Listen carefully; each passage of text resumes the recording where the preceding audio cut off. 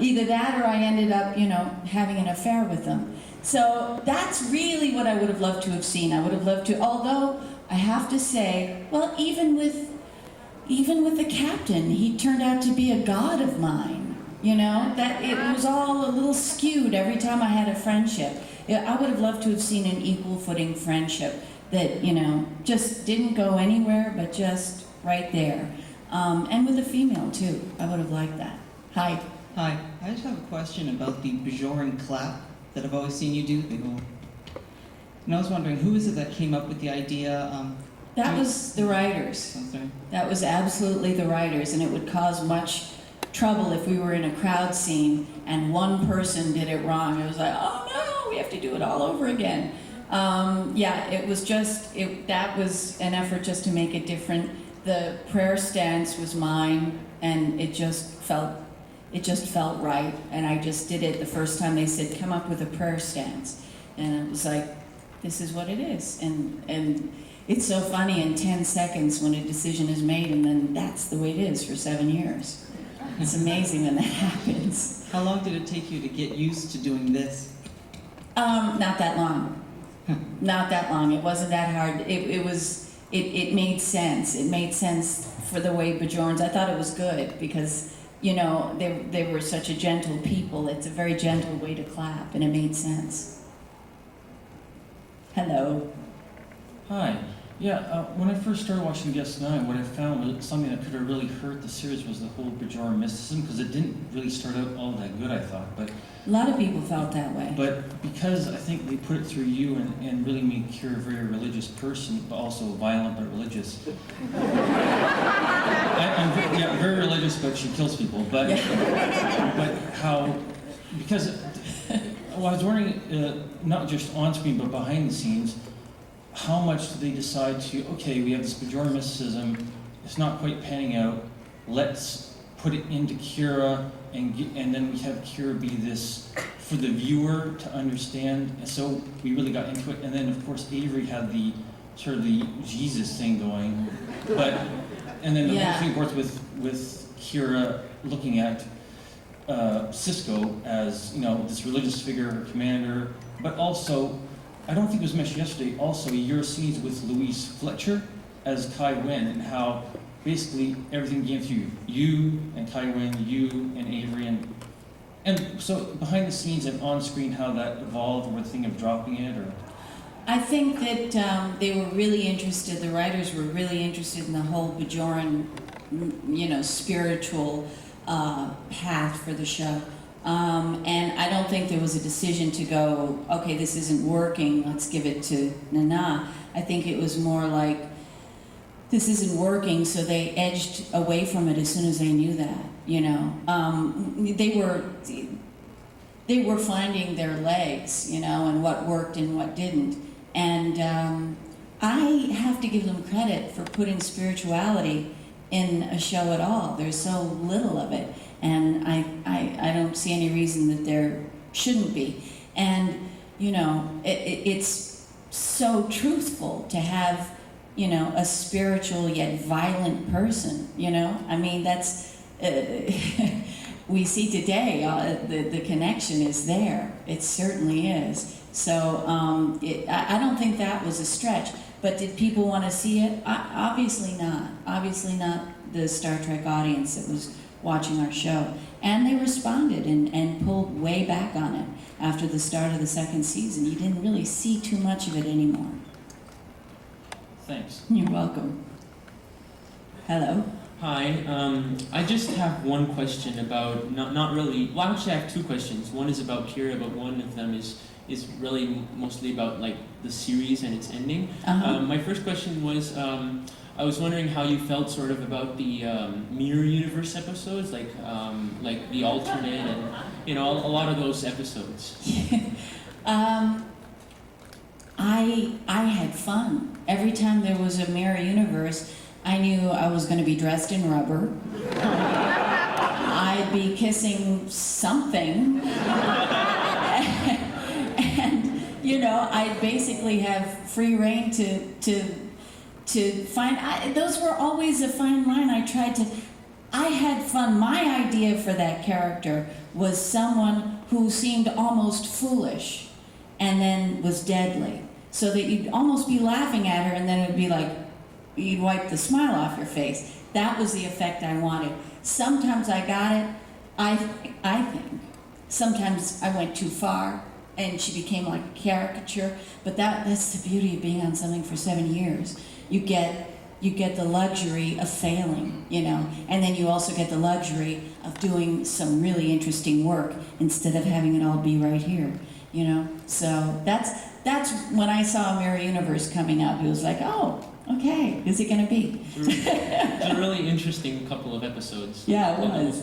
And also, at the end of Deep Space Nine, the episode All Good Things, a lot of stuff really didn't happen, and Kira didn't like punch Dukat or kill Dukat or anything, and Ben Sisko says to Cassidy that he will be back, and you know the whole mission of Deep Space Nine was sort of to get Bajor into the Federation. Well, that didn't really happen that well.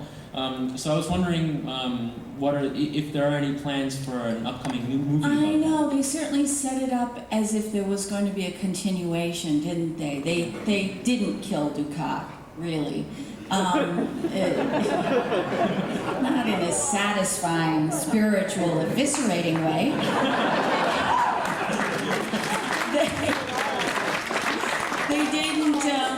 They didn't really explain what was going on with Cisco. I agree with you, but no, I don't think that there are any plans at all for ever doing anything. What's that? We had a panel and we wrote a DS9 movie. You wrote it? Well, submit it, for heaven's sakes. Oh, good. I'm glad to know I'm in it. I still got a job in case it goes. Thank you. That's good. You're welcome. Hi. Hi there. Your hair looks very nice. Thank you. So does yours. I wish I could do that stuff, but I can't go that far. It looks good. Anyway, speaking of wearing all rubber and kissing things, did you ever get any of the any of the Odo stuff stuck to your face? I certainly did. I'm watching this. I'm like, I wonder how many times I had to film that. Really, we did have to, because it'd be like, oh, wait a minute, because my nose would be stuck to his face. Talk about rubber being involved. It was very safe.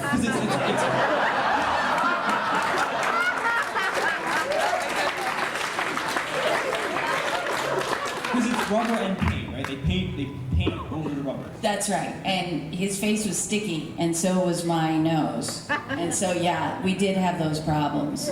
And also, I had really, really heavy makeup, like a old-fashioned grease paint, so that you couldn't see any blood, because you couldn't see blood here through the rubber. They had to match my face, which means it had to be very thickly painted.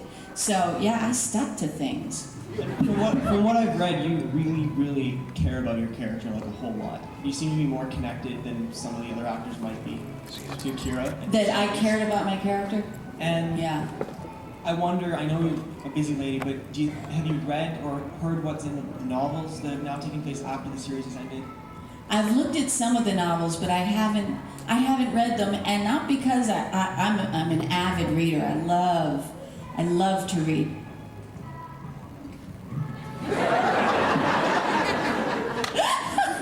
Thank you. I love to read, but wait, I didn't finish. I love to read, but I haven't read them because it's a weird thing. It almost hurts to feel that Kira's gone on and I haven't gone with her. So I can't really bear it. If I was reading something that I knew I'd be filming, it would be fine. But there's something about it that makes me sad. I miss her. Okay, that's it. Thank you. Oh, no, sometimes you just know that this is the time that won't come again, and she was one of those characters for me. Hi. Hello. Hang on, I'm not quite this tall. I wish I was. A quick compliment and a question. I was the annoying one last night who asked you to tell that famous story when you were so tired you wanted to go to bed. Oh, yeah, hi. I just wanted to tell you that everyone at my table was very impressed that you were incredibly gracious and willing to stop and talk to us even how when you wanted to sweet. go to bed. Oh, So, sweet. Thank you round for of telling applause. me that. The question is, I know that you have a pretty extensive background in theater and in dance, and I know you did Chicago recently in Vegas. Are you planning on doing anything again along that vein, like say in New York, where I can drive and see you? I would, I'd love that. I'd love to do something else in New York, and I audition here and there, and if something clicks, that would be fantastic. I'd do it in a minute. I'd be really, really happy to do something again. But, there's not that much work in New York. There wasn't enough for me to stay, let's put it this way. I couldn't rationalize staying there. So, but if it comes up, we've still got an apartment there. So, I'll be set. Okay, thank you. You bet. Hey. Hi. Hi.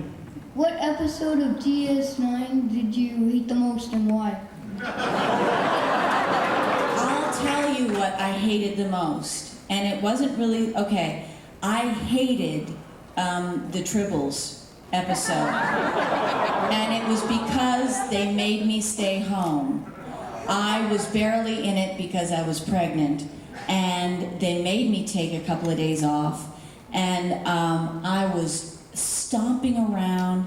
I was so angry to be left out of that historic, I so wanted to be involved. I hated to be left out. So I hated that for that reason.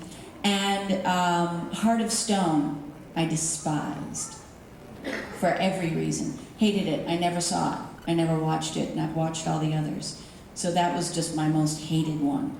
Thank you. You're very welcome. Hello. Hi, it's me again. Hi. I played Deep Space Nine video game with you and Avery and Michael in it, and unfortunately,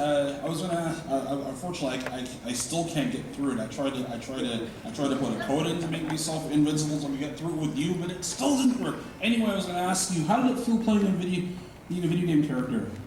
It's so much fun. I made my character do all kinds of ridiculous things, and it's interesting to die, in every way, It's like, okay, now take a sip, now you're drowning and you're gurgling, water, and okay, now you're jumping off a cliff and, the scream for that. All these death yells I had to do. It's fascinating. I was proud to be a part of that. I was really happy. Okay, good. I was going to say another one, but... To each his own, huh? Hi. I heard you mention that you come from a show business family and that everybody in your family, I think it's going back 3 generations, have been involved in show business. And I was just wondering what it is they do, and have we heard of anything that they've done? My grandmother was an amazing woman. In Paris, when she was 35, she decided to join the ballet, the opera ballet. And you weren't supposed to be, 35, let alone have 11 children. And she didn't mention her 11 children or her age, I guess. And she got in and she learned to dance. And she went home and taught her 11 children to dance. And they became a vaudeville troupe, the Charisse troupe. And they toured the vaudeville circuits worldwide and played the best vaudeville houses. They were kind of like Isadora Duncan's troupe. And when the act broke up, I think in the 20s, I think it was in the 20s in New York City, all the children went to different parts of America and became dance teachers, ballet teachers mostly, different things like that. And my uncle, Nico Charisse, went to Los Angeles, taught a 15-year-old how to dance, married her, and that was Sid Charisse. And my mother was an amazing ballet teacher in New York for all her life. My father, who was her student, of course, they love to marry their students, these people. Was a choreographer, and my sister was an actress. We've all been involved. My sister-in-law had a dance troupe. So dance, definitely, has always been in my life. Thank you very much. You're very welcome. Hello. Hello. I should just mention that I caught a glimpse of you yesterday through the lobby, and I like the way, I should just mention that you were working that I Love Toronto shirt really well. Thank you very much. Thank you. And actually, I caught a glimpse of you, and I made a comment to my friends only to know that they were both in the bathroom, and I'd like to share that comment now. Damn. My question is, it involves your work on Dark Angel. At the end of the first season, we were introduced to Madame X as like the superior villain over Lidecker, and there's a pivotal episode, the last episode of first season, where you're interviewing one of your subordinates, and he has one eye gouged out, and you're denying him his pain, or his painkillers, and you've got this really ruthless activity about you. But later on, when the character of Zach kills himself to save Max, you sort of find a secluded spot and you indulge yourself in a moment of grief. Now, that creates sort of this dual dynamic for the character. Was that kind of an intention to make a conflict? I think I was upset that he died because I was going to use, I was using their serums to keep my youth, because they were, the backstory, my story that the audience was going to learn if my character went on was that I was quite ancient, which I loved, and I was keeping myself alive and at a certain age by you know, taking injections of these youths. So I think that's why I had a moment of, damn, I could have used that right about now. I'm not damn in a totally different... But I think that was more along the line. She absolutely, when she said to her character, "I see you as meat," she meant it. That was it. That was all it was. It was a piece of steak. Didn't have any kind of meaning to her. Well, and maybe it wasn't your intention, but from when I've watched the episodes quite a few times now, I see Lidecker as this sort of father figure, and Madame Max is almost sort of like this superior, distant mother figure, whereas I can see that. kids. I can see that. It makes sense, and probably the writers did that to a certain degree. It makes total sense. Yeah. Yeah, I see that. Good thought. I have to watch them again. Thank you. Bye-bye. Hello. Hi. During the run of DS9, I really enjoyed the relationship Kira had with ZL. Were you disappointed that that character was killed off so readily? I was. They couldn't get ZL right. I mean, she was recast a number of times, I think. They never got, I don't know what they wanted from that character, but they never got it. So they finally did away with her, and I thought, oh, finally, I have a female. And I thought it was perfect because I so believe in women mentoring each other, and I thought this was a perfect opportunity. Here's a younger woman that she can mentor and have a real friendship with, and it wasn't to be. So yeah, I was very disappointed with that. Yeah, that was one of my regrets. And now on a far more shallow note. Yesterday you mentioned how your uniform got progressively tighter during the run of the show. Weren't you glad they never inflicted Jerry Ryan's 7 and 9 costumes on you? Yeah. That, you know, but yeah. It wasn't much better though. It really wasn't much better with the, you know, I did feel like Barbarella. I thought, what, you know, talk about having all, you know, credibility taken away from you, you know, to come as an orange Barbie, you know, here I come, strutting down the, it was difficult. And that was an extreme and amazing costume she wore, I have to say. And she wore it well. It was very becoming. Yeah. Thank you very much. You're very welcome. Hi. Hi. My question is about Max, not Max, but Mad Max. How was your, where'd you get your character from? And what was your favorite episode of DS9 and Dark Angel? About Mad Max? No, not Mad Max, about Dark Angel. Oh, about Dark Angel? Yeah. Where'd I get my character from? Yes. From complete, the way I look at it is, I don't judge the character as being wrong.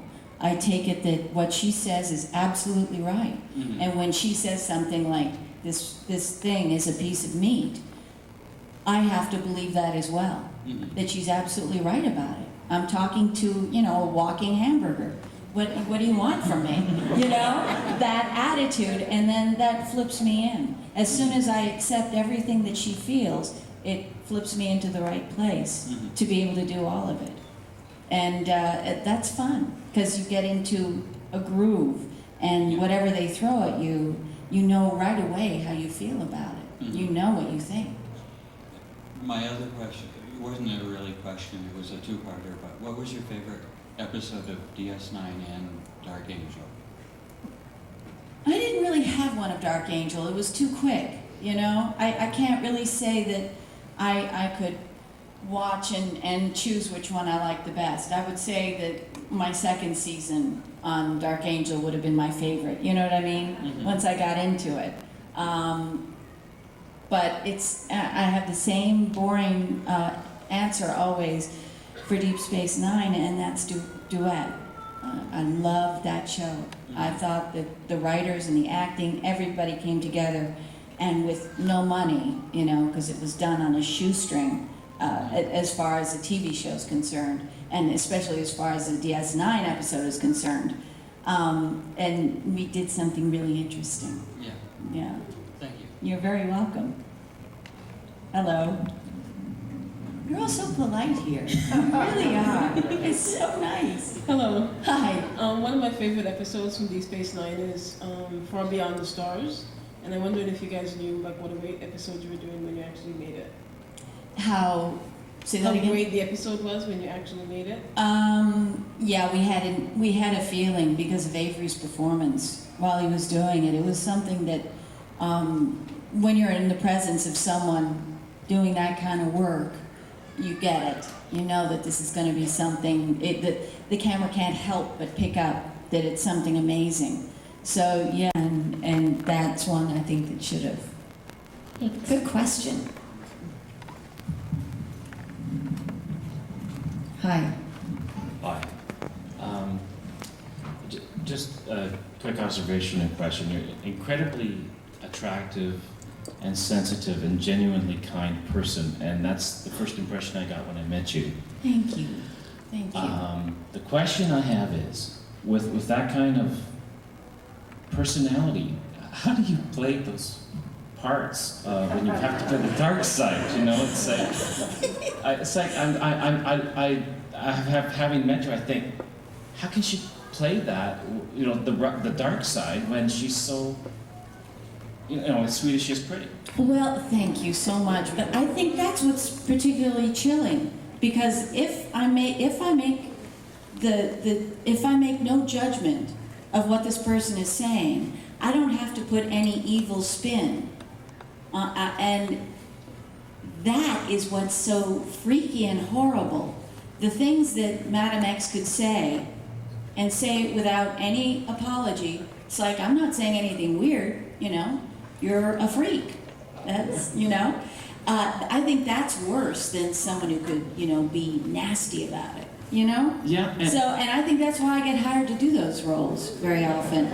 Or those roles and I love roles that switch all of a sudden. So I get lots of those too. It's fun. It's being, emotionally Gumby, I guess. It's not good, but you know what I mean.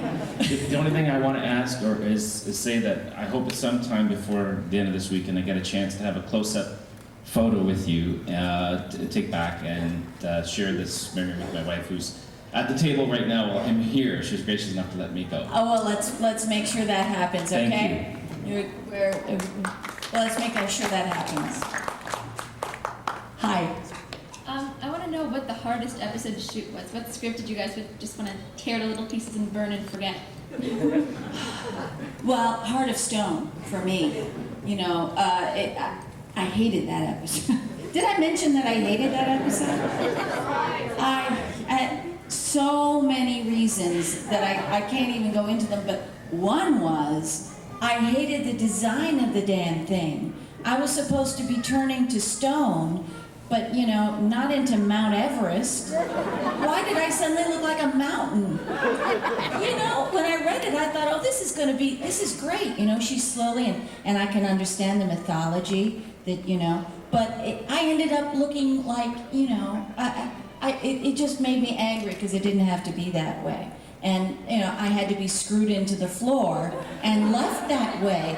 They screwed me into the floor in Mount Everest, you know? It's like this, you know, I could have done it with just my acting turning into stone, you know, maybe special lighting or makeup, but I didn't have to be, encased in blocks.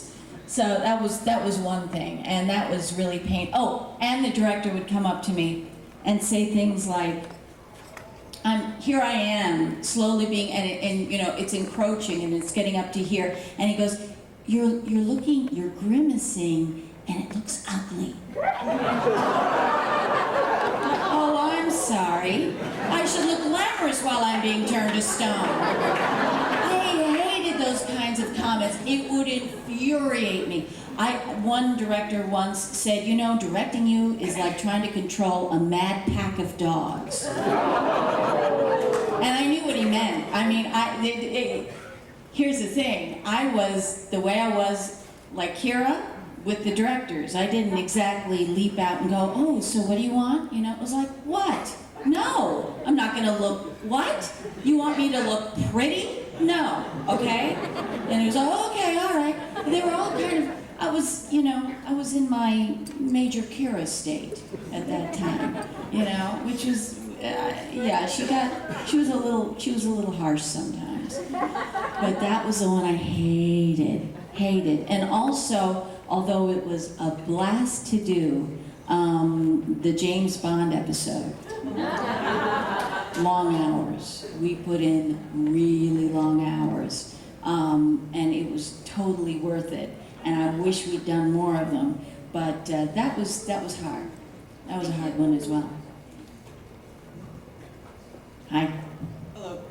Just wanted to know, what was it like filming Bada Boom Bada Bing, I believe the episode was? That was it. Oh, okay, yeah, the James Bond. That was the James Bond. Yeah. It was long, and it was funny, and, you know, we just couldn't wait to see Worf in his, you know, tuxedo, and there were so many coming out in that bed. That was hysterical. I mean, you know, what could be better with a bad Russian accent? I loved all of it. That's also my other thing. Just in my own personal life, there'll be weeks where I just have to do some kind of accent. It's just going to come out of me. And, you know, I know some of them are bad, some of them are horrible. It doesn't matter. And my poor husband, Matthew, you know, will be in a car dealership or something, and I suddenly become somebody else. And I can't get out of it. And he's horrified, and I'm just this other person, you know, going, don't you have any more cars? I don't like this. I don't like this car, I need something else. Show me something. And he's like, oh my God, would you stop it? What, darling, what do you want? What's the problem? And I literally can't stop myself, and I'm going, okay, the joke's over, and I cannot stop. So it was a dream come true to finally be able to do one of my awful accents, and no one would get mad at me because I was supposed to be doing it. So, and it's always something different. I get into these jags. So, yeah, it was fun. And to do an accent and come out on a round bed, it just doesn't get any better than that. It just doesn't. That was great. Thank you. Hi. Hi. Yes, I wanted to say that the episode with Armand Bashir, a very nice 60s spin. Oh, wait a minute. I was talking about the wrong episode. I got the name wrong. It was Armand Bashir. Bada Bing, that was fun too. Yeah, I was wondering what what you were talking about. No, I'm so sorry. It was like, no, I just talked about that. You were right. Totally different. Same feel to me. Yes, well, how was it like doing something so far outside of DS9, a nice 1960s Bond-ish esque spin on it, right in the middle of DS9? So fun. It must have been a blast. It was a blast. It was a blast. And to see Sadiq, you know, dressed like that and having a ball with it, it was all so much fun. And I still had my nose, so I was happy. You know, I knew that I was still, you know, Major Kira, just caught, and it was always fun. I wish I'd had more Holosuite episodes actually. Okay, yes. So I was going to ask you if you were given the opportunity to write up the pilot, if you had full control of a new pilot, a successor series. Okay. What would you want to do, make it, if you had all of the say on what it would be? I'd be the commander of the station, and, which I got to be, but I think I'd become Starfleet. And I know that's not what anyone wants. Would you stay inside of DS9, or Huh? would you stay inside DS9, or would it become something? No, I'd stay different? inside. Oh, I love Different? So DS9. you'd stay with DS9. I would, although they'll never build that again, ever. We knew when they started tearing it down. It was so sad. It took 3 stages, and when they started tearing it down and just getting rid of it, that we knew that's it. Might you be writing some material for a new series of some kind? Who, me? Yeah. Oh, no. No, I'm developing something actually, but I won't write it. I don't believe that I have that calling at all. Perhaps a 60s musical? Deep Space Nine, the musical. That would be great. Thank you. That would be great. Perhaps a little Stephen Sondheim thing. Wouldn't that be great? I can just see Stephen Sondheim, you know, writing the Cardassian Lament. It would be a good, you know, he wrote Sweeney Todd where everyone, you know, gets their throat cut. So it'd be perfect for the gutting of Ducat. Maybe that's where I finally get to do it. I may have to write it myself. I don't think I've heard anything scarier than a DS9 musical, but the Bajoran Gregorian chant. I wanted to say that Duet is also one of my favorite episodes, and it like caught me into DS9 and your character, and it was very well done. Thank you. But what I wanted to ask was, you were the first major, no pun intended, character in a Star Trek series that had a spiritual aspect to them and was displayed and was part of your character. How did you incorporate that into Kira when she was, you know, intermingling with Starfleet and other characters? It felt very natural. I mean, I didn't have any problem at all understanding who this woman was, and you know, she was basically a well-rounded, you know, character who had deep flaws, and boy, that sure sounds like, you know, me. It wasn't hard to imagine her. It's, you know, basically, no matter what, it's going to be through the filter of who I am, and to imagine me living the life she led, it was very, very easy. It was easy.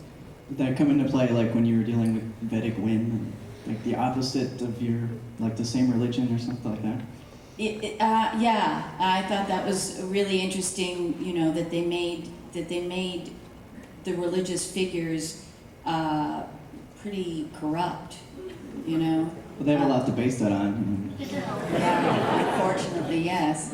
So that it was good. That was one of the great things of Deep Space Nine that I loved. Yeah, I love DS9, so thank you. Thank you. I appreciate that. Hello. Hello.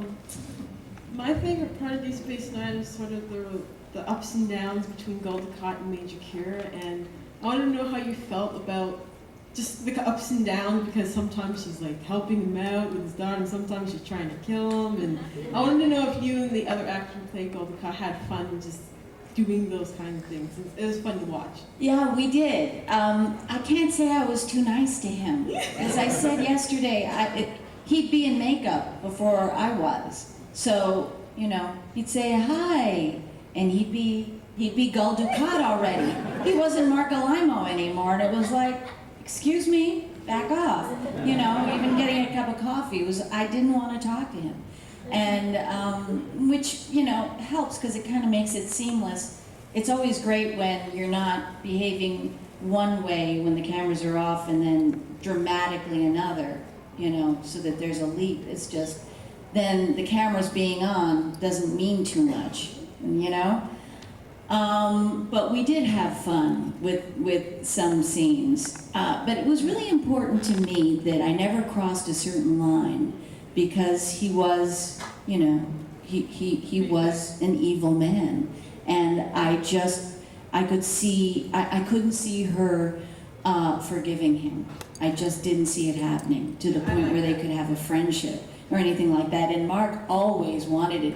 He desperately wanted to make everything romantic. If, you know, we were in front of the star field, he'd be like, wouldn't the scene play really well over here? I mean, no, it won't. It plays well with you over there and me here. And we always went through this little dance. And it was interesting because it's just the way Dukat was. So I think he had a little bit of that, you know, hangover too. Very different from your hangovers today. Very different. It's an acting hangover. Thank you. You're welcome. That's what you're supposed to do here. You all have fun. I am that tall. I'm not that tall. How'd it go? Actually, it went very well. Good, Very glad much. to hear it. She's asking about the comedy cabaret that was redone. And I, as a fellow thespian, wanted to remind you of that.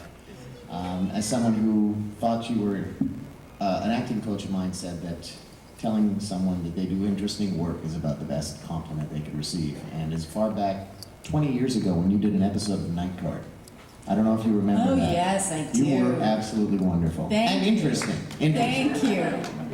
And I wanted to congratulate you on your recent marriage as well. Thank you very much. I appreciate that. Unfortunately, all the questions that I was going to ask were already answered, so I'm going to ask you a question that somebody has asked me. You were mentioning about the, excuse me, I can lose my voice now.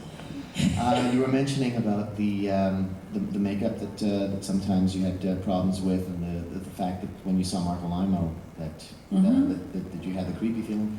In the episode Second Skin, at least I believe it was Second Skin, when you were dressed up as a Cardassian, how was the reaction when you saw it? Because I'm assuming I've had makeup sessions that were an hour, 2 hours in length, and I can't imagine how long it took to put that stuff on you. You know what my call was that day? 1:30 a.m. It's just wrong. Getting up at midnight is wrong. And so I got at 1:30 a.m. I arrive and I'm in makeup till 7 a.m. when everyone else arrives for the day, and then the day begins. And I have to say, I learned something about myself. I'm claustrophobic. As soon as they put it, I went 20 hours, I believe, and then I still, like yesterday, I remember going, that's it, that's the last take. And the director said, oh, no, it isn't. I said, yes, it is, and I started ripping my fins off. I couldn't take it. I couldn't take it. And he was like, oh, wait, no, I need more takes. And I was like, no, I can't do it. I'm done. And I was ripping, it was a hellish day, the first day. Second day was better. We got it down and they left certain parts off. But the worst part was that nose. I don't know how Cardassians took it. When you breathed out, it came back, your air came back at you because your nostrils were pretty much closed up. So it was awful. I felt like I couldn't breathe. And you have been, like I said to you in the line, I've missed you twice at conventions before, and I'm glad I caught you this time. Me too. Because you are once, twice, 3 times a lady. Oh, thank you so much. I appreciate that.